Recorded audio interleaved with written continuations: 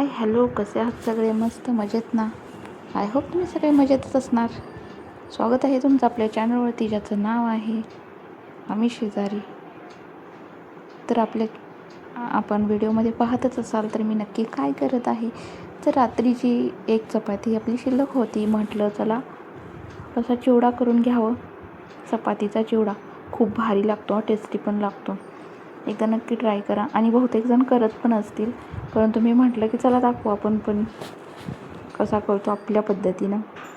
तर मी या चिवड्यासाठी थोडा कांदा कापून घेतला होता, कढीपत्ता, जिरे मोहरी आणि थोडा आपला चिकन मसाला किंवा मटन मसाला काही चालतं, गरम मसालाही चालतो, तसं काही नाही, फक्त थोडं स्मेल येण्यासाठी टाकायचं. खूप छान लागतो, त्याने खूप भारी स्मेल पण येतो, खाताना टेस्टी पण लागतो आणि खूप छान वाटतं. तर मी त्यासाठी चपाती बारीक करून घेतली होती आणि कांदा परतून त्याच्यात आपले जे फोडणीचं साहित्य आहे ते टाकलं होतं. आणि त्या चपात्या आपण तुकडा करून पाण्यात भिजवून लगेचच पाणी त्याच्यातलं बाजूला केलं होतं, जेणेकरून त्या जास्त गाळ होणार नाही आणि थोड्याशा सुक्या राहतील. कारण असं जर तुम्ही याच्यामध्ये टाकलं कढईमध्ये तर ते सगळं चिक्कलसारखं होणार, त्यामुळे लगेचच पाणी काढून घ्यायचं त्याच्यातील. आणि खूप छान असा सुटसुटीत असा चिवडा तयार होतो याचा. तर तुम्ही व्हिडिओमध्ये पाहतच असाल तर अशा पद्धतीने थोडा सुटसुटीत होतो. एकाच चपातीचा हा चिवडा मी बनवला होता, कारण एकच चपाती आपली रात्रीची शिल्लक होती, म्हणून मी एकाच चपातीचा चिवडा बनवला होता. तर खूप छान आणि टेस्टी लागतो, तुम्हीही ट्राय करून पहा. तर अशा काही पद्धतीने मी हा चिवडा बनवला होता आणि मी त्याच्यामध्ये चिकन मसालाही टाकून घेतला होता. आणि कढई माझी थोडीशी पातळ असल्यामुळे खाली चिटकत होतं, परंतु ज्याला जसा पाहिजे तसा तो चिवडा बनवू शकतो, कारण मी थोडा नरमच बनवला होता. मला नरमच आवडतो चिवडा. कोणाकोणाला असा थोडा म्हणजे खुसखुशीत आवडतो, त्यासाठी आपण थोडे नरम गॅस करून कढईवरती ठेवायचं, म्हणजे की तो कडक होतो चिवडा आणि खायला पण खूप भारी वाटतो, कुरुम कुरुम असा.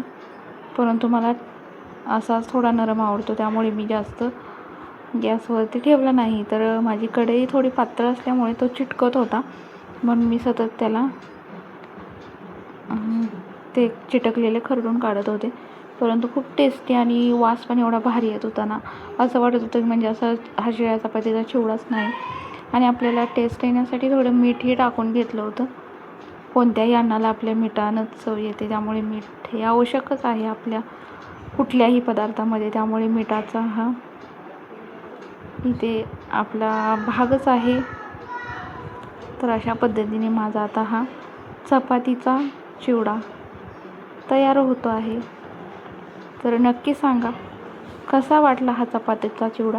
बहुतेक घरात हा केला जातो, कोणी नाश्त्याला करतं, कोणी असं चपात्या वगैरे शिल्लक असेल तर केलं जातं. परंतु मी करते, म्हणजे माझ्या जर चपात्या शिल्लक राहिल्या तर मी कधीतरी करते, त्यामुळे जास्त काही मी करत नाही. परंतु शिल्लक जर चपात्या राहिल्या तर मी करून घेते. तर इथे आपल्याला थोडं कोथिंबीरही आपण टाकून घेतली होती, कारण भारी पण दिसतं आणि टेस्ट पण येते चिवड्याला. तर पाहू शकता मी थोडं याला परतत आहे आणखी रिटर्न. आणि गरम गरम खायला तर काय भारी लागतो चिवडा. तुम्ही पण ट्राय करा, म्हणजे लय भारी लागतो. तर चला, आता आपला चिवडा असा तयार आहे, चपातीचा चिवडा, शिळ्या चपातीचा चिवडा. तर कसा वाटला कमेंटमध्ये नक्की सांगा. चला भेटू दुसऱ्या ब्लॉगमध्ये, तोपर्यंत बाय, टेक केअर.